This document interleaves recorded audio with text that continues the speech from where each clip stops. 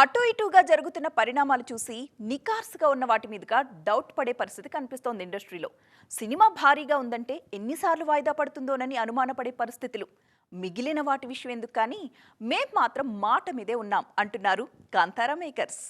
Divine block buster అనే పదం ఎక్కడ విన్నా కాంతారా పేరు చటుక్కున గుర్తుకొచ్చేస్తుంది మన ఆడియన్స్. అంతలా జనాలను మెప్పించింది ఈ మూవీ. 16 కోట్లతో తెరకెక్కిన ఈ సినిమా 400 కోట్లకు పైగా వసూలు చేసి నిజమైన సక్సెస్ కి కేరాఫ్ గా నిలిచింది.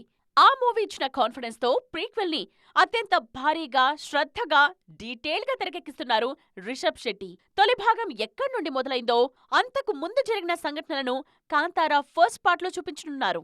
పంచర్లుకి సంబంధించిన సన్నివేశాలు ప్రీక్వెల్లో ఎక్కువగా కనిపించనున్నాయట. అక్టోబర్ 2న విడుదల చేయడానికి ప్రిపరేషన్ గట్టిగా జరుగుతోంది. అయితే కాంతారా సినిమా రిలీజ్ మీద డౌట్స్ వినిపించాయి నెట్టింట్లో.